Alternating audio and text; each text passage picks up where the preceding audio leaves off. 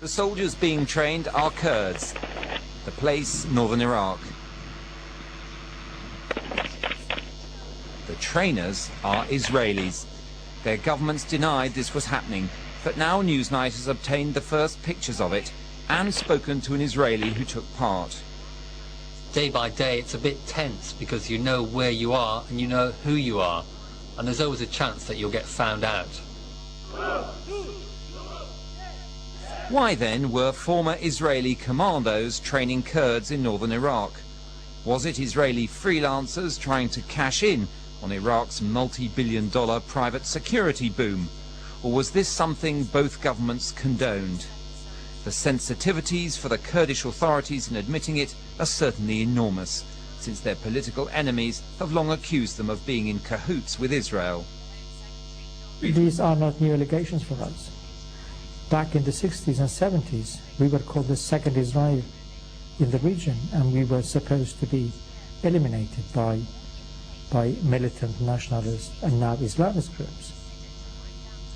They look for internal enemies, and since we are the easiest to target, these kind of speculations has been around in the region for more than 30 years. The Kurdistan region sits at a strategic crossroads. To the east, Iran. To the northwest, Turkey. Both countries have significant Kurdish minorities.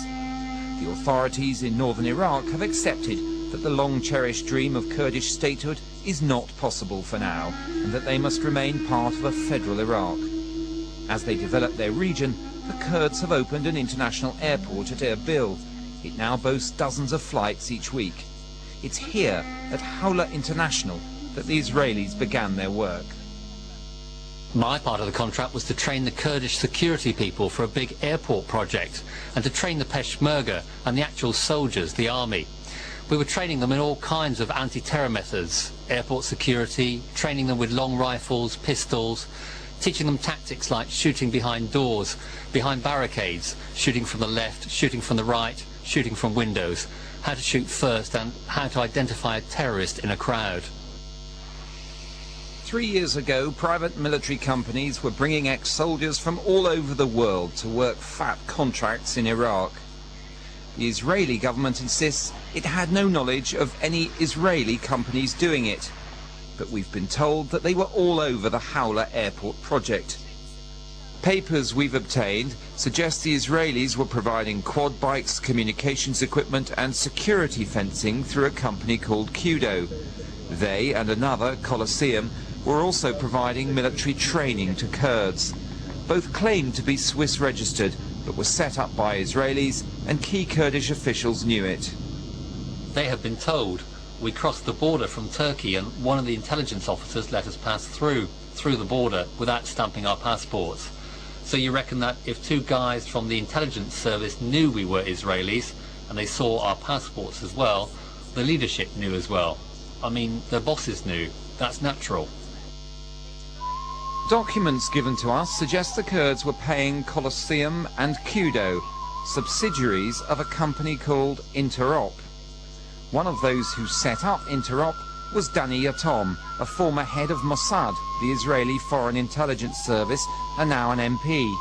He told Newsnight Today, "I was not aware of what was done in 2004 and 2005 because I cut all contacts with the company when I entered the Israeli parliament in 2003.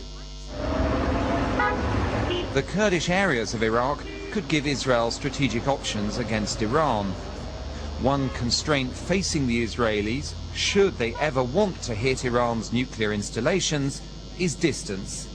Most Israeli jets are short range, and they have few in-flight tankers. In the case of Iran, it's much more complicated because there are so many more targets, and they decide what targets to pick up. And then it's further than Iraq. They want to come as quickly as possible without being detected. When the operation is already underway or finished, they know about it, so you're not afraid anymore of being detected, and then you're looking for a safe place to land, refuel. If there are technical problems, mechanical problems, you need a place to deal with these problems. Hence, they need a safe place, whether it will be in East Africa, or it's going to be within Iraq, one of these places that they still have enough range, enough fuel.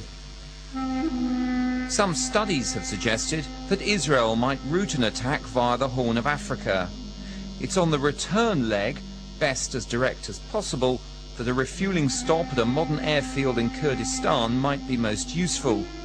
Even so, there are formidable obstacles, not least that it would be hard for the Kurdish authorities or America to deny complicity. If the Israelis ever planned to use Hawla Airport as a refuelling stop, it was compromised last year when some pictures appeared in the Israeli press. But it wasn't the only training conducted by the Kudo men while they were there. They were also given more than 100 Peshmerga or Kurdish fighters to train to a far higher standard. At the beginning, when we first got them, they didn't have any idea of basic shooting, basic standing or basic holding of weapons. Nothing. It took time, but in the end they were shooting professionally, quickly, just as people taught me back in Israel. They reached a good standard. They were getting professional. There's a lot of difference between training airport security and training Peshmerga.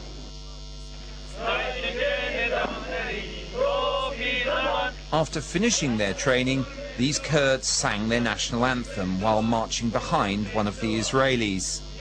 So were the men being trained for Kurdish missions, perhaps against other Iraqi factions, or as part of joint plans with the Israelis to go into Iran?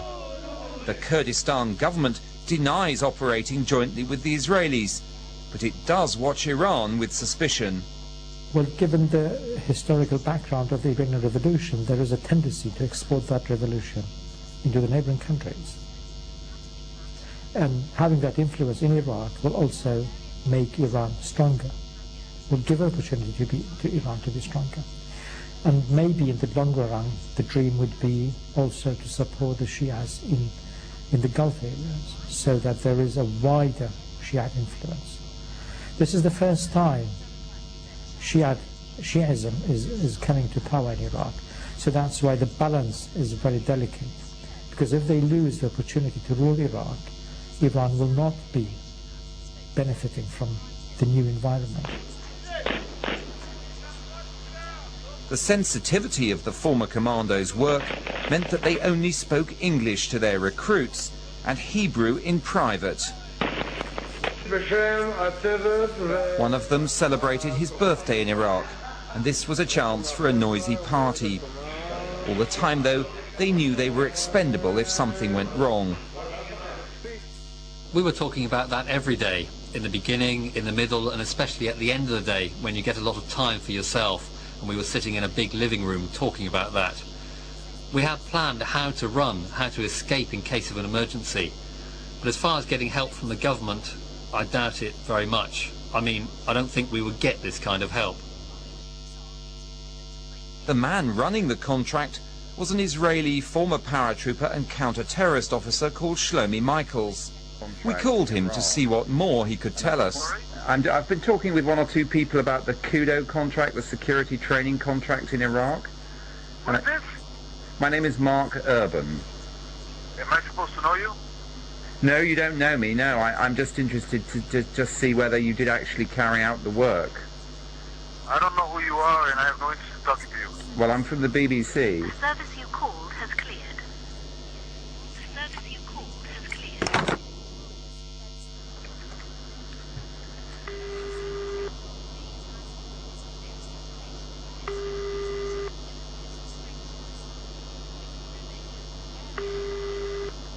Hello? Hello, Shlomi, it's Mark again. Listen, I'll tell you why I think you should talk to me. Because I'm a BBC journalist and I've been speaking to one of the people who was working for you in Iraq. I have no interest in talking to you. I know, What's but the big deal? nevertheless, the person we've spoken to, don't ever call me again. he's told us certain things about you and your company. Has cleared. The service you called. The Israeli government has launched an inquiry into reports that their firms were training people in Iraq. I understand that they've also passed to the Israeli police that if Israeli companies have violated our export